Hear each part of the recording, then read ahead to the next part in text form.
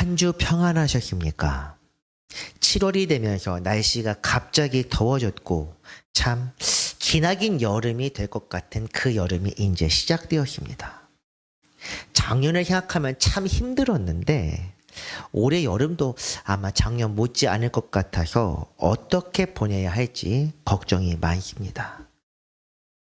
그래도 이렇게 매년 심각해지는 극한 날씨 속에서도 보호해 주시는 주님을 믿고 살아가야 그 방법밖에 없을 것 같습니다. 약한 소리로 오늘 말씀을 시작하기에 송구합니다만 아무쪼록 다들 건강하시길 바랍니다. 저도 중간중간 쉬어서 그런지 올해는 작년보다 건강 상태가 상당히 좋아졌습니다. 지금 병중에 있거나 또한 질병으로 고통받는 분들께 특별히 하나님의 은혜가 풍성하기를 바랍니다. 여러분의 건강과 평안을 위해 저도 계속 기도할 테니 여러분도 목회자를 위하여 기도해 주시길 바랍니다. 오늘은 또 하반기 첫 주 맥주 감사 주일입니다. 우리나라의 맥주 감사 주일은 성경의 맥주절과는 시기가 다르지만 첫 수확에 대한 감사와 앞으로 지켜주시기를 바란다는 점에서 비슷한 부분도 많습니다. 어쨌든 절기를 지키는 이유가 무엇이냐? 교회 행사를 보내기 위한 것도 아니요. 헌금을 거두기 위한 것은 더더욱 아닙니다. 교회의 추수가 헌금은 분명히 아닐 것입니다. 이렇게 절기를 지키는 이유는 성도님들이 주님의 은혜를 생각하며 기념하기 위해서입니다. 주 안에서 날마다 평안하며 주님께 더 가까이 나아가는 것이 제 바람이요. 교회의 목표가 아닐까 생각합니다. 아무쪼록 영적으로도 강건하시고 모든 여러분 속에서도 사고 없이 어떤 질병도 없이 주 안에서 평안하시기를 바랍니다. 이제 고린도전서 말씀 20번째 시간입니다. 벌써 20번째입니다. 사도는 편지를 통하여 여러 가지를 가르치는데 가장 본질적인 복음, 곧 십자가에서 시작하여 일상에서 나타나는 문제까지 이어집니다. 그 중에서도 음행, 특히 고린도 교회에 만연한 성적 부도덕함을 지적하며 주 안에서 거룩함에 이르는 삶을 살아가도록 가르치고 권면하는 것, 이것이 5장과 6장에 있었던 내용입니다. 지난 시간 복습도 하는데 사실 상세하게 다루지 못하고 넘어간 부분이 있어서 그 부분을 다시 한번 살펴보겠습니다. 6장 13절 후반부 말씀입니다. 몸은 음란을 위하여 있지 않고 오직 주를 위하여 있으며 주는 몸을 위하여 계시느니라. 아멘. 음식은 몸을 위해 있고 몸도 음식을 위하여 있다. 그 다음 구절이 바로 이 부분입니다. 중요한 내용인데 제가 짚고 넘어가지 못했습니다. 몸은 음란을 위해 있는 것이 아니라는 말씀은 하나님께서 사람을 왜 창조하셨는지에 대한 근본적인 이유와 목적을 생각하게 합니다. 음란이란 것은 무엇입니까? 그 행위나 생각에 대한 법적인 이야기를 하는 것이 아닙니다. 음란은 무엇이냐? 결국 속된 것, 자기 정욕대로 살아가는 것을 말합니다. 하나님을 배반하는 것이 무엇입니까? 성경은 그것을 영적인 음란, 음행이라고 기록합니다. 육체 정욕에 이끌려 살아가는 것 또한 음란과 음행이요. 우리가 그 외에도 여러 가지 문제들, 흔히 요한 1서에 나와 있는 육신의 정욕과 안목의 정욕과 이생의 자랑, 이런 것들에 이끌려 살아가는 모든 정욕적인 삶을 음란이라고 합니다. 우리 몸과 우리의 모든 것은 주님께서 지으셨고 주께서 피 흘려 하셨기에 주님의 것입니다. 이것이 우리가 지난 시간 살펴봤던 말씀입니다. 나 자신이 제어할 수 있고 통제할 수 있다고 해서 나만의 것인 것은 분명히 아닙니다. 우리가 우리 몸에 대해서는 일종의 렌탈로 생각하면 됩니다. 이 렌탈 기간, 빌리는 동안에는 내 마음대로 할 수 있습니다. 우리 교회도 지금 자동차를 렌탈로 하고 있는데 그 과정에서 여러 가지 제가 1km 달려도 되고 10,000km 달려도 상관은 없습니다. 그런데 그 계약 관련된 내용의 책임은 렌탈 기간이 끝난 뒤에 받게 됩니다. 사고가 났다든가 혹은 이렇게 정해진 약정 이상의 키로를 달렸다든가 그 외에도 여러 가지 문제들. 마찬가지로 우리 몸을 지으신 분의 목적에 합당하지 않게 제작 의도와 상관없이 사용한 대가 또한 우리 자신에게 고스란히 돌아옵니다. 그렇기 때문에 사도 바울은 지난주 이렇게 가르쳤습니다. 음행을 피하라. 18절 말씀입니다. 음행을 피하라. 사람이 범하는 죄마다 몸 밖에 있거니와 음행하는 자는 자기 몸의 죄를 범하느니라. 아멘. 뒷부분이 아니라 18절입니다. 음행을 피하라는 것이 무엇이냐? 자기 몸에 직접 죄를 짓는 것이기 때문입니다. 우리 몸이 음란을 위해 있는 것이 아니라 주님을 위해 있는 것이라는 전제를 생각하면 당연한 명령입니다. 흔히 육체 정욕이라고 하지만 이 몸이라는 것, 육체라는 것은 우리 생각에 따라 움직입니다. 우리가 속된 것을 찾고 마귀의 유혹에 따라 세상적인 생각을 하게 되면 우리 몸도 그에 따라 더럽혀집니다. 사실 세상적인 것은 우리 이 겉으로 드러나는 이 육체가 아니라 우리 정신 곧 혼의 영역입니다.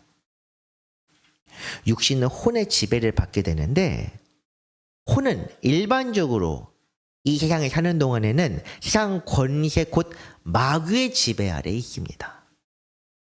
그렇기 때문에 육신을 제어하고 특히 음행을 삼가라 이렇게 말씀하는 것입니다. 오늘 본문 주제가 지난주 말씀과 밀접하게 관계가 되어 있어서 사실 제목에서도 보면 그렇지만 지난주 말씀 복습을 조금 오래 했습니다. 오늘 또한 음행에 대한 말씀인데 본문 1절을 이제 보겠습니다. 너희가 현 문제에 대하여 말하면 남자가 여자를 가까이 아니함이 좋다 이렇게 말합니다. 너희가 현 문제. 아마 고린도전에서는 고린도 교회 사람들이 바울에게 서신을 계속 이게 주고받던 모양입니다. 계속 주고받는데 지난 편지, 이 편지 앞에서 바울에게 몇 가지 자문했던 것 같습니다. 그에 대한 답장이 바로 고린도 전서 1절 말씀이 바로 그 증거입니다. 바울이 갑자기 교회가 생각나서 이렇게 쓴 것이 아니라 계속 주고받고 있었다. 어쨌든 이 고린도 교회 사람들이 무엇을 자문했겠습니까? 오늘 말씀 사실 원문에서 그 뉘앙스를 보면 충분히 이해할 수 있는데 원문의 말하면이라는 것은 상대의 말을 그대로 인용하는 것을 뜻합니다. 그렇기 때문에 말하면 뒤의 말씀은 고린도 교회 사람들이 바울에게 먼저 물어본 것입니다. 남자가 여자를 가까이 아니함이 좋습니까? 사도에게 먼저 남녀 간의 성적 관계를 하는 것이 좋은가 나쁜가 이것이 묻습니다. 그 상황의 특수한 상황에 관한 것인지 가령 절기, 금식, 중요한 일을 앞두고 여자나 남자와 가까이 하지 말라는 그런 뜻인지 아니면 성행위 자체를 부정하는 사람들인지는 알 수 없습니다. 그런데 어쨌든 그게 1절이라는 것은 사도 바울의 견해가 아니라 서신의 말, 고린도 교회 사람들의 질문을 그대로 가져다 쓴 것입니다. 물론 좋으나라고 한 점에서 어떤 느낌인지는 알 수 있을 것입니다. 사도의 입장 2절부터 나오고 있습니다. 음행을 피하기 위하여 남자마다 자기 아내를 두고 여자마다 자기 남편을 둬라. 남편은 그 아내에 대한 의무를 다하고 아내도 그 남편에게 그렇게 할지라. 음행 6장에서 이어지는 주제입니다. 음행을 피하라 지난 6장 18절에 나오고 있는데 그 피하기 위한 좋은 제도가 바로 결혼이다. 사도는 그렇게 말하고 있습니다. 음행을 피하기 위해 결혼하여 아내와 남편을 두어라. 다시 말해 결혼의 목적 중 하나가 무분별한 성생활 곧 음란한 삶을 살지 않는 것에 있다는 뜻입니다. 더욱이 의무를 다하라. 3절에 이렇게 나와 있는데 이 의무 또한 형적인 관계를 나타냅니다. 부부간의 생활이 어느 정도는 서로의 음행을 막기 위한 의무라는 것을 뜻합니다. 성경에서는 부부 이외에 다른 사람과 성적으로 교합하는 것을 음행이라고 말합니다. 이것이 허용되는 것은 오직 부부관계뿐이다. 그 외의 것은 성경에서 엄격하게 금지하고 있다. 그 행위 자체를 금지하고 있다는 것을 우리가 알아야 합니다. 지난 시간에 음행에 대한 주제가 있었기 때문에 언급했지만 음행은 자기 몸에 죄의 낙인을 찍는 것입니다. 쾌락에 대한 탐닉, 중추신경 자극하는 중독이 사실 여러 가지가 있긴 합니다. 마약이란 것도 있고 그 외에도 많은 것들이 있지만 음행도 일종의 중독입니다. 이 음행이란 것은 마귀가 유혹의 방법을 자주 사용하기 때문에 주요한 영적 공격이라는 것도 우리는 항상 염두에 두어야 합니다. 마귀의 유혹해서 말씀드리는 거지만 유혹은 직접적으로 세상에 속한 사람들을 통해 유혹하는 경우가 있습니다. 하지만 죄에 대한 사회적 인식을 바꿈으로써 내가 그 죄에 대해 무감각해져서 자연스럽게 죄에 빠지게 하는 것 또한 유혹입니다. 사회적 처벌, 음행에 대한 처벌, 요즘은 간음, 이 음행에 대한 처벌이 아예 없어졌습니다. 민사상으로 부부간에 이혼했을 때는 효력이 있겠지만 형사적 처벌은 아예 없습니다. 사회적 인식이 이렇다 보니 회사나 동호회, 각종 모임에서 이렇게 부부 이외의 혼외정사라고 하지 않습니까? 이런 것들이 그냥 통념화된 사회들도 꽤나 많이 있다고 들었습니다. 그런데 우리 각자가 성도라 불리는 사람이라면 이런 사회적 풍조를 거슬러 주님의 뜻이 무엇인지를 먼저 찾아야 합니다. 우리 몸은 누구의 것입니까? 주님의 것입니다. 주께서 피로 사서 우리를 하나님께 드리셨고 그분의 자녀가 되게 하셨기에 우리는 주님의 뜻에 따라 살아야만 합니다. 우리 또한 양자가 되어 하나님을 아버지라 부르고 예수님이 장자이시기 때문에 주님을 당연히 형님이라 불러도 상관이 없지만 그분을 우리 주님이라고 부르는 이유는 원래 자녀 아닌 자들을 죽을 만한 사람들을 자녀로 삼아주셨기 때문에 구주라는 차원에서 주님이라고 부르는 것입니다. 우리가 주 예수 그리스도, 구주 예수 그리스도 주라고 부르는 이유는 우리를 사시고 우리를 살리신 분이라는 것에 대한 일종의 신앙 고백입니다. 그렇기 때문에 우리는 주님의 뜻에 따라 살아가야만 합니다.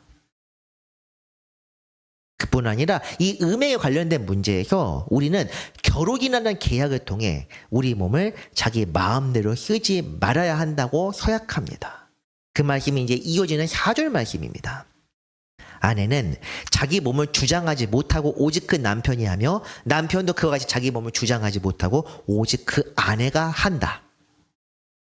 자기 몸을 주장하지 못한다. 이것은 6장에서 너희 몸이 너희 자신의 것이 아니라는 것과 사실 같은 맥락입니다.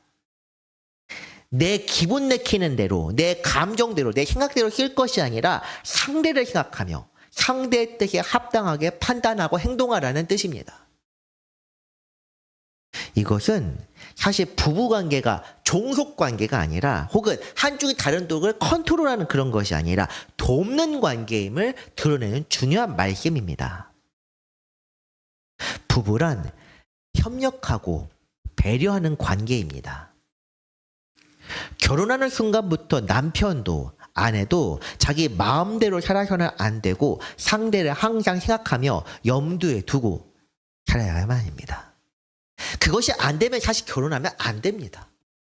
요즘은 쉽게 결혼하고 쉽게 이혼하는, 아니 어렵게 결혼하고 쉽게 이혼하는 것 같은데 이런 것들이 안 되기 때문에 그렇습니다. 물론 예외가 있다고 제가 부정하지는 않겠습니다. 정말로 어느 한쪽이 다른 쪽을 일방적으로 착취하거나 학대하는 관계가 요즘도 있을 것이 생각합니다.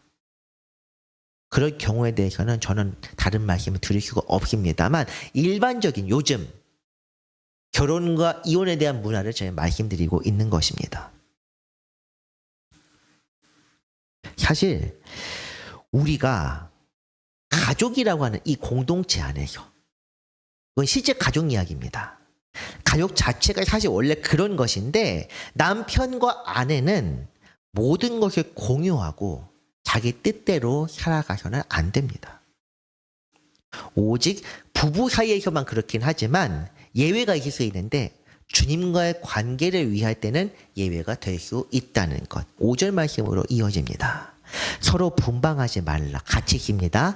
다만 기도할 틈을 얻기 위하여 합의상 얼마 동안은 하되 다시 합하라. 이는 너희가 절제 못함으로 말미암아 사탄이 너희를 시험하지 못하게 하려 함이라. 아멘. 분방, 각방을 쓰거나 별거하는 것을 뜻합니다. 그러나 이런 경우는 기도에 힘쓰기 위해 곧 주님을 위해 할 때만 허용될 뿐입니다. 사도는 가급적 부부 사이 각방을 쓰지 말고 음행 방지를 위해 성적인 행위를 할 것을 권장하고 있습니다. 당연한 말이지만 음행 방지 목적입니다. 지나친 쾌락 탐닉이나 성적인 중독 현상 이런 것들이 아니라 무엇이든지 규모 있게. 그렇기 때문에 5절 말씀에서 절제라는 말이 같이 나옵니다.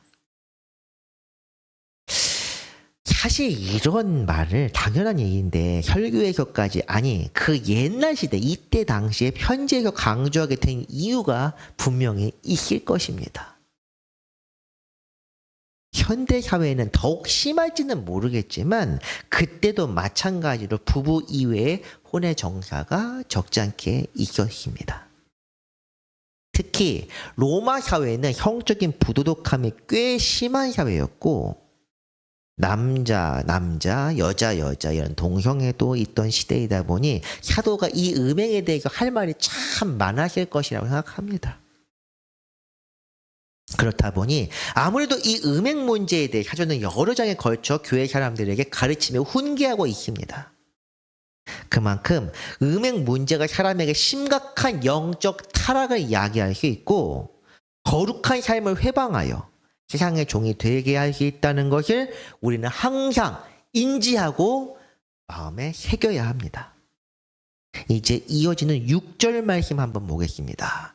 그러나 내가 이 말을 함은 허락이요 명령은 아니니라. 허락이라는 말이 조금 이상하기 때문에 세번역 말씀 한번 보았는데 그러나 내가 이 말을 하는 그렇게도 좋다는 뜻입니다. 이렇게 되어 있습니다. 다시 말해 결혼해도 좋다. 결혼 자체를 권장하는 것이 아니라 음란한 마음을 참지 못하겠거든. 그래서 음행을 할 것 같거든. 결혼하라. 그런 뜻입니다. 절제를 못해서 정욕이 불릴 듯 일어나서 못 참겠거든. 결혼이라도 해라. 이런 뜻으로 우리가 받아들여야 합니다. 결혼을 하라는 명령이 아니라 결혼도 괜찮지. 이런 뉘앙스로 생각하면 됩니다. 왜 이렇게 말하는가? 7절로 이어집니다. 나는 모든 사람이 나와 같기를 원하노라. 그러나 각각 하나님께 받은 자기의 은사가 있으니 이 사람은 이러하고 저 사람은 저러하니라. 사도 바울은 결혼하지 않고 평생 혼자 살았습니다. 본인이 결혼하지 않아서 요즘 말대로 솔로 부대라서 다른 사람도 결혼하지 말라는 뜻으로 이런 말을 하는 것이 물론 아닙니다.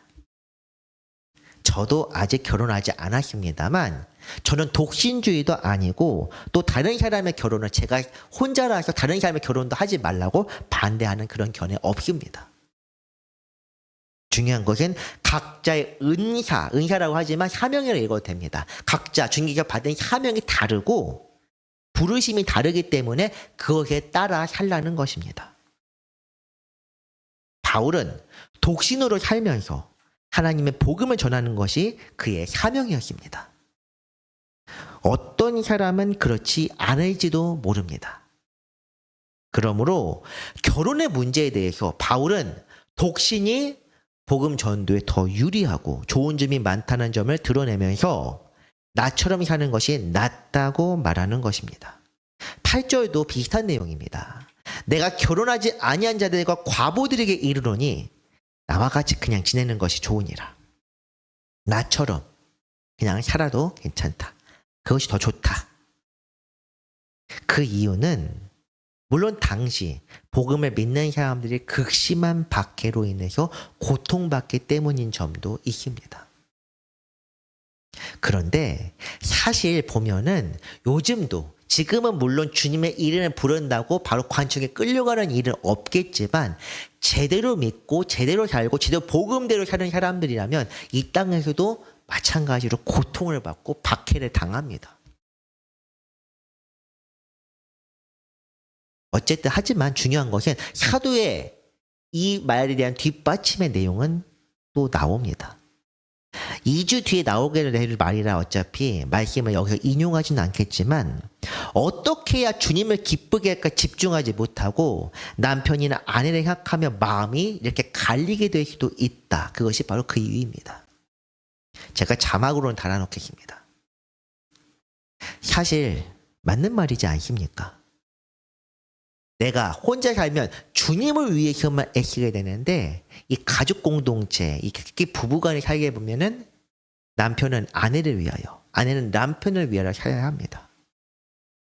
반대로 말해서 결혼한 사람이 아내나 남편에게 충실하게 하지 않고 다른 것을 생각하는 것도 잘못되었습니다. 결혼은 계약입니다. 어쨌든 그 언약이란 점에서 상대에게 최선을 다해야 하는 것이 맞고 상대에게 맞춰서 하며 양보하고 배려해야 합니다. 그것을 이 언약을 깨뜨리는 것이 바로 음행입니다. 제가 결혼하지 않은 관계로 오늘 말씀을 준비하는 것이 사실 근래 들어 가장 힘들었습니다. 그래서 4월 말부터 이 말씀이 나올 것을 알고 있었기 때문에 어떻게 해야 주님께서 원하시는 설교를 할 수 있을까 고민했습니다. 그냥 고민만 한 것이 아니라 4월 말에 연회가 있었는데 연회 때 그리고 교역자 회의 때 그리고 6월에 비전교회 간담회 때도 그리고 최근에 1784 모임이 있었는데 1784 모임이나 그 외에 제가 통화를 할 때나 이렇게 할 때에도 목회자 모임을 할 때에도 이 문제를 나누면서 같은 목회자들의 고견을 참고하고자 제가 여러 번 여러 사람들에게 물어보았습니다. 그런데 별로 도움되는 말이 없습니다. 결혼을 하라는 거지 말라는 거지 정말 혼자 사는 것이 좋은 것이 아닌가 그런 생각까지 듭니다. 물론 이걸 말씀하신 분은 전부 결혼하신 분입니다. 다시 말해 본인의 결혼 생활에 대해서 단점이 더 많다고 말씀하시면서 그래도 결혼해야 한다고 말씀하시면 제가 그걸 어떻게 받아들여야 할지 잘 모르겠습니다. 그분들 영성에 대해서는 제가 어쨌든 각자의 목회에 대해서 존중하고 혹은 존경하는 부분들이 있지만 결혼 생활에 대해서 정말 성경적으로 살고 계신지 솔직히 의문도 생기는 그런 답변들을 많이 들었습니다. 덕분에 결혼의 의지가 조금 꺾인 것도 사실이지만 어차피 결혼이라는 것은 주님께서 허락하셔야 하는 것이기 때문에 계속해서 기도할 뿐입니다. 제가 결혼해야 된다 이렇게 간절히 목을 매는 것도 아니고 단지 제가 이 복음을 전하는데 독신이 옳은 것인지 결혼이 옳은 것인지 제가 아직도 잘 모르기 때문에 주님께서 선하신 뜻대로 인도해 주시길 바라며 중립적인 관점에서 기도하고 있습니다. 옛날에는 결혼해야지 주님 결혼할 짝을 주십시오 이렇게 기도를 했는데 조금 바뀌기는 했습니다. 물론 부모님 입장에서 어찌 보면 억장이 무너질 말이기도 하겠지만은 어제는 제 마음은 그렇습니다. 말씀을 듣는 성도님들도 혹 아직 결혼하지 않은 분들이 있다면 열심히 기도하시길 바랍니다. 내가 결혼해야 할 이유가 무엇인지 그리고 혹시라도 젊은 날에 정욕을 이겨내기 어려운 분이 있다면 더욱 열심히 기도합시다. 결혼의 목적에 대해 9절에서 다시 한번 언급합니다. 만일 절제할 수 없거든 결혼하라. 정욕이 불같이 타는 것보다 결혼하는 것이 나으니라. 아멘. 정욕이 불타는 것보다 결혼이 낫다. 다시 말하자면 이것은 하나님의 명령이 아니라 사도 바울의 생각입니다. 6절에 나온 것처럼 허락이요 명령은 아니다 분명히 말합니다. 이 7장 전체가 그렇기는 한데 사도 바울의 견해와 하나님의 명령을 엄격하게 구별합니다. 6절에서 나오는 것처럼 사도 자신의 견해인 경우에는 명확하게 이야기하고 당장 다음 시간에 보게 될 10절부터 나오는 것에 괄호로 친절하게 표시하고 있습니다. 이것은 주님의 명령이다. 이것은 명령은 아니다. 결혼은 정욕 때문에 음행을 저지를 위험을 막기 위해서 절제하기 어려울 때. 그런데 사실은 결혼해도 어느 정도의 절제는 필요하다고 생각합니다. 모든 것을 죽게 하듯 하라. 저는 사실 성적 행위에 대해서도 서로 간에 기도하는 마음으로 해야 한다고 생각합니다. 내가 정욕을 절제할 수 없을 때 성경에 이렇게 나왔으니까 내가 정욕이 불탈 때는 상대 의사를 묵살하고 일방적으로 할 수도 있다가 아니라 분명히 그 앞에도 나왔습니다. 아내 자신의 몸을 스스로 주장하지 못한다. 남편도 남편 자신의 몸 주장하지 못하고 누가 한다? 상대가 한다. 남편은 내 몸을 주장하면서 아내 몸까지 주장한다. 아내가 아내의 몸을 주장하면 남편 몸까지 주장한다. 이거 절대 아닙니다. 상대 의사를 존중하고 하면서 함께 기도하면서 사랑의 마음을 품어야 함께 할 수 있다고 생각합니다. 하지만 동시에 이것은 의무이기도 합니다. 상대를 먼저 생각하면 어떻게 할지 결과가 잘 나옵니다. 우리는 사실 성도의 생활이라는 것은 매 순간 주님과 동행하며 교통해야 합니다. 그런데 성적 행위를 할 때만 주님, 이제 우리의 시간이 잠깐 나가 계십시오. 사람을 만날 때요, 연애나 이런 거 할 때 주님, 이제 이 사람 만날 시간 잠깐 끄겠습니다. 딸깍. 이렇게 하겠습니까? 제가 이성간이든 동성간이든 절제와 규모 없는 성적 행위 자체가 죄요 문제라고 여러 번 말씀드린 이유가 바로 이것입니다. 우리는 하나님의 자녀요, 주님의 제자이자 우리의 몸은 우리의 것이 아닙니다. 빌린 겁니다. 우리가 이 땅을 살아가고 있는 동안 주님의 목적에 따라 사용되도록 잠시 우리가 빌린 것입니다. 우리의 몸을 주신 것 자체가 하나님의 은혜요, 하나님의 뜻에 따르기 위한 도구로서 주신 것입니다. 우리가 성령을 충만하게 되게 사람들이 오해하는 것이, 성령을 충만하게 하면 성적인 생각이 아예 올라오지 않는다가 아니라 성적인 행위조차 사랑함과 거룩함으로 할 수 있다는 것입니다. 남녀의 만남을 통해 믿는 이의 선한 영향력을 통해 상대를 감화시키고 믿지 않는 사람을 거룩하게 할 수도 있다. 이것은 다음 시간 말씀에 나와 있기 때문에 다음 시간 살펴보도록 하겠습니다. 말씀을 정리합니다. 사도는 음행 방지를 위해 결혼을 허용했습니다. 결혼 제도를 통해 남녀는 상대를 사랑하며 그를 위해 최선을 다해야만 합니다. 중요한 것은 내 몸을 내 것으로 여기고 내 정욕에 충실한 것이 아니라 항상 상대를 생각하며 배려하는 자세입니다. 이 배려를 통하여 믿는 사람의 올바른 마음을 통해 배우자를 감화하여 주님의 사랑으로 거룩하게 할 수 있습니다. 오늘도 날마다 거룩함을 나아가며 가족과 이웃에게 성향 영향력을 끼치는 모든 성도 되시기를 바랍니다. 기도하겠습니다. 거룩하시고 영화로우신 하나님 아버지, 성령을 통해 우리 삶을 거룩함으로 이끄시니 감사드립니다. 우리가 주님의 뜻에 순종하며 그 뜻에 온전히 따라 우리를 통해 우리 주변이 거룩함으로 물들게 하여 주옵소서. 특히 우리에게 맡기신 가족을 사랑하되 내 마음과 내 생각을 최우선으로 품지 말고 모든 사람을 주님 대하듯 사랑하게 하여 주옵소서. 우리에게 완전한 사랑을 보이신 구주 예수 그리스도의 이름으로 기도합니다. 아멘.